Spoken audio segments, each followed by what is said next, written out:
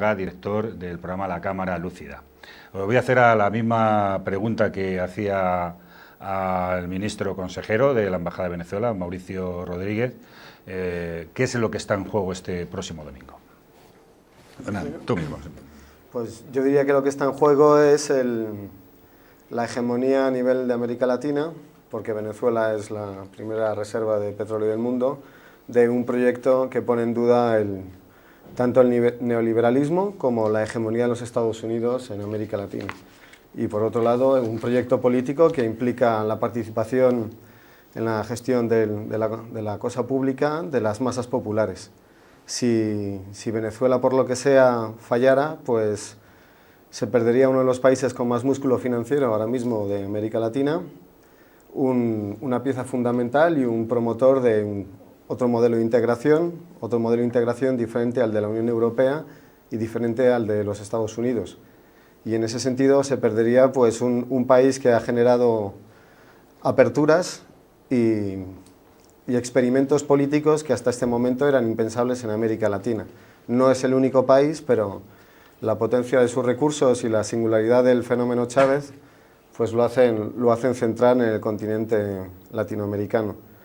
Por otro lado, aplicándolo un poco a la realidad española, es uno de los primeros países donde el experimento del proceso constituyente para rematar la decadencia de un régimen agónico ha sido, digamos, también paradigmático, como se ha puesto en marcha, y la verdad es que los televidentes madrileños y preocupados por la realidad del Estado español tendrían que tomar buena nota de lo que ha sido la historia de Venezuela y del chavismo para pensar lo que puede ser la historia de la lucha contra la crisis tal como nos venden y del pago a la deuda.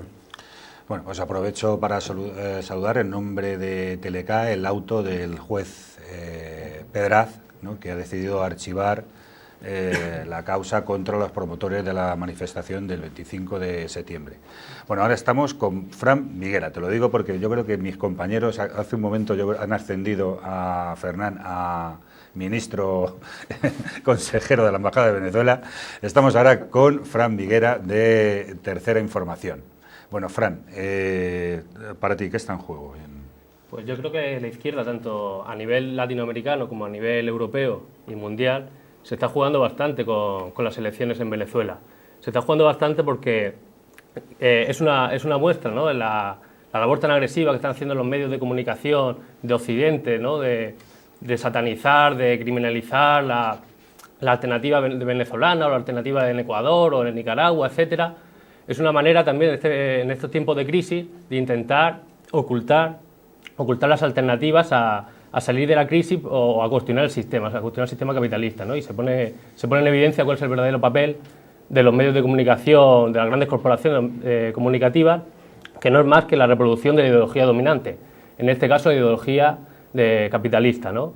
Y por eso se informa tanto de las cuestiones simbólicas o de ridiculizar a Chávez, etcétera, y no se cuenta de dónde viene Venezuela, ¿no? De dónde viene Venezuela con unos niveles de pobreza extrema del 21% en 1998, ahora reducidos al 7%, unos niveles de pobreza general del 50% en el 98, ahora reducidos al 7%, dos niveles de desempleo del 14%, ahora reducidos al 7%, con el salario mínimo más alto de toda América Latina, con una inversión en educación enorme, que es el segundo país con mayor tasa bruta de matriculación en educación superior, libre de analfabetismo según la UNESCO, con unos proyectos súper interesantes de educación especial, etcétera, etcétera, en sanidad, en transporte, en industria. Bueno, pues se están recuperando sectores estratégicos y vemos cómo después de la nacionalización del petróleo realmente empieza a repercutir no solo los propios venezolanos, que ven cómo ha mejorado su calidad de vida, sino también el resto de América Latina, porque está colaborando, está cooperando con otros países que están emancipándose del capitalismo. Y nosotros que vemos como América Latina, que siguieron todos los consejos del FMI, de la deuda, etcétera, etcétera, que es lo mismo que nos está pasando a nosotros, pues vemos que ese es el modelo a seguir y por eso se le está ocultando. Bueno, Orencio, es una de Nueva Tribuna. Hoy, vuestro medio yo creo que es más crítico, ¿no?, con el presidente Chávez y con en general el proceso político que se vive en Venezuela. Danos tu impresión. Bueno, no creo que sea más crítico, quizás haya algún columnista o un colaborador, pues lógicamente en una plataforma informativa como es Nueva Tribuna, pues hay expresiones. Yo particularmente tengo una opinión que en realidad este proceso es un proceso que tiene que confirmar o debería de confirmar que es posible a través de mecanismos democráticos hacer una transformación muy profunda como la que ha experimentado Venezuela durante estos 14 años. 14 años viniendo de una cuarta república que era el paradigma de la corrupción, de un Estado prácticamente expoliado por ciertos sectores oligárquicos y por los intereses internacionales. El proceso que se inicia con Chávez es un proceso basado en una democracia indiscutible. Antes mencionaba el consejero de la embajada, parece que ha habido 17 procesos electorales limpios. Yo personalmente he participado como observador internacional en varias ocasiones en los procesos electorales. Difícilmente considero que exista, ni siquiera en Europa, unos mecanismos de transparencia y de control de los resultados electorales como los que yo he podido ver, he podido observar directamente. Entonces, efectivamente, ha habido una gran transformación basada en instrumentos democráticos que ha tocado el nervio de, bueno, un Estado expoliado de unas riquezas, un Estado, efectivamente, cuya riqueza principal es el petróleo, naturalmente, pero que esas rentas estaban siendo pues apropiadas por sectores muy minoritarios de la población. Con Chávez, con el chavismo, por más que ciertos liberales o una izquierda exquisita europea critique modos, maneras, estilos, etcétera, etcétera, con Chávez se ha producido una extraordinaria redistribución de la renta en Venezuela. Antes han citado la reducción de la pobreza. Ha habido un incremento tremendo de los ingresos nacionales por el petróleo de casi $1 billón y ha habido, a través de las misiones, a través de una reconstrucción, mejor dicho, de la edificación de un Estado, porque hablar de un Estado en gran parte de Venezuela era una entelequia con la Cuarta República. Creo que la elección, con muchas dificultades, con muchas contradicciones, sin duda, con muchos aspectos todavía a abordar, pero creo que es un momento en que los venezolanos pues van a tener en sus manos ratificar un proceso que yo creo que es un proceso muy interesante y que ha sido guía, además, en otros países latinoamericanos. Bueno, vamos a continuar para no dejar ahí el punto final al compañero de Telecá, que Octavio también manifieste su opinión sobre lo que se está en disputa ahora. Sin pretender repetir ya lo que dijeron los compañeros, me parece importante. Yo creo que es fundamental, lo que está en juego también es un proceso de integración único, donde el ser humano es el punto de mira de una sociedad, donde los venezolanos participan de un proceso democrático participativo de una manera evidente, aunque pretendan los grandes medios de comunicación tapar, y se establece una relación de intercambio comercial, cultural, político diferente en la sociedad latinoamericana, que ha estado fragmentada en los últimos años previos a la entrada de Chávez al gobierno, y me parece que eso es fundamental, como dijo un compañero al principio, que Europa debería tomar nota de una manera diferente de hacer la realidad de la sociedad que hoy vivimos. No quisiera entrar en más profundidad para dar el tiempo a los compañeros. Sí, Gustavo Vidal, de Izquierda Digital. Mira, yo creo que hay un concepto básico que está en juego y es una palabra que la derecha utiliza torticeramente, pero es la palabra libertad. Los ciudadanos venezolanos ahora mismo viven mucho mejor que antes del 98 y son más libres. Un gobierno como el de Chávez, que tiene proyectado construir 3 millones de viviendas sociales a un coste muy bajo o posiblemente hasta de precio cero para las familias que no tienen recursos, es un gobierno que hace personas libres. Un gobierno, como bien ha dicho el compañero, que ha conseguido que Venezuela sea el 5º país del mundo, ojo, en tasas universitarias, es un país de personas libres. Un gobierno que consigue aumentar en un 200% las superficies de regadíos. Es un gobierno que hace a las personas libres. Un gobierno que nacionaliza el petróleo y lo arranca de compañías petroleras que luego se llevan ese dinero a las fosas sépticas de los paraísos fiscales. Es un gobierno de personas libres.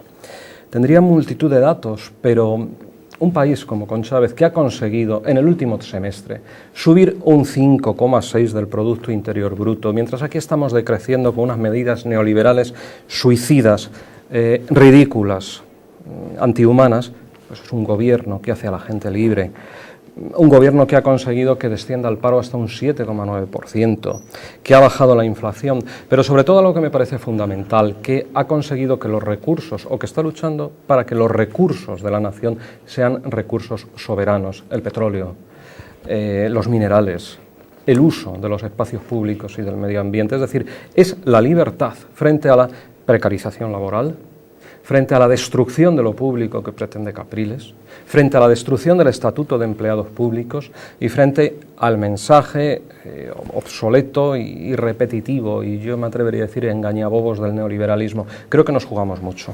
Bueno, José Manuel Martín Meden, de Crónica Popular, danos también tu valoración en lo que iba a ser un debate, que yo no sé si... Yo creo que lo que está en juego para Venezuela y para el conjunto de América Latina, y que depende de que Chávez gane, es la soberanía nacional, la democracia, la justicia social y la integración regional, que además son las señas de identidad que comparten los mejores gobiernos de América Latina y que están recuperando lo que fueron los 3 ingredientes básicos de, en su origen, la Revolución Nacionalista Cubana: la independencia, el derecho a la autodeterminación económica y la integración latinoamericana, para que América Latina sea más fuerte y resista a las presiones de Estados Unidos. Bueno, pues me están haciendo señas desde hace un rato para que entrara un vídeo, que por cierto, tengo una confusión en la escaleta y no sé cuál es, pero que entre y hacemos el comentario correspondiente. El médico venezolano José Rafael Marquina reiteró en el programa La Tarde de NTN 24 que el cáncer que padece Hugo Chávez es incurable, al referirse a las versiones que indicarían que al mandatario venezolano solo le quedan 2 meses de vida. Marquina señaló que la enfermedad sigue avanzando, pues no ha respondido a la radioterapia. Yo no creo que el presidente tenga la enfermedad agresiva de que tenga solamente 2 meses de vida. Yo creo que tiene un poco más de tiempo, pero lo que sí estamos claros es que es un tumor lamentablemente incurable. Yo no le deseo nada malo al presidente, yo le deseo lo mejor al presidente, pero lamentablemente, y la realidad no se puede ocultar, es un tumor incurable. Es un tumor que históricamente no responde a la quimio ni la radioterapia, y la enfermedad pues va a continuar progresando independientemente de los tratamientos, de las intervenciones que se hagan. Bueno, estábamos aquí haciendo algún comentario sobre mi despiste. Bueno, efectivamente, el vídeo hacía mención a la enfermedad del presidente Chávez y cómo ha sido utilizada. Este era un caso paradigmático, es una información fechada en el mes de mayo, donde un médico venezolano le daba al presidente Chávez 2 meses de vida. Estamos ya en el mes de octubre y está haciendo una campaña electoral muy intensa que está recorriendo todo el país. Pero bueno, en cualquier caso, la enfermedad del presidente Chávez parece que muchas veces se ha querido presentar también como un síntoma de agotamiento del proceso político que se vio en Venezuela después de 13, 14 años que está Chávez en el poder. ¿Veis? La mayor parte de vosotros ha visitado Venezuela. ¿Algún síntoma de agotamiento del proceso político bolivariano? Bueno, yo no lo asimilaría a la salud del presidente, pero sí que es cierto que digamos que el proceso estaría entrando en una tercera fase. Sería falso pensar que el proceso bolivariano ha gobernado el país desde el 1998. En realidad, el gobierno, digamos, logra la tranquilidad política para poder poner en marcha unas mínimas medidas a partir del 2003-2004. Cuando gana el revocatorio en el 2004, el gobierno de Chávez demuestra que tiene la mayoría, ya lo había demostrado en una sucesión de elecciones, pero aún así la oposición política y los Estados Unidos seguían apostando por no reconocerlo. Ya en el 2004, cuando la oposición pierde el revocatorio contra Chávez, queda claro cuál es la correlación de fuerzas políticas en el país, queda claro que la mayoría del pueblo venezolano, los sectores populares de Venezuela, apoyan un cambio de régimen. A partir del 2006 ese proyecto político se declara formalmente socialista, y es, digamos, a partir del 2005 cuando en realidad hay una mínima paz social para que se pueda poner en marcha las medidas. Ahora mismo, efectivamente, tendría que haber un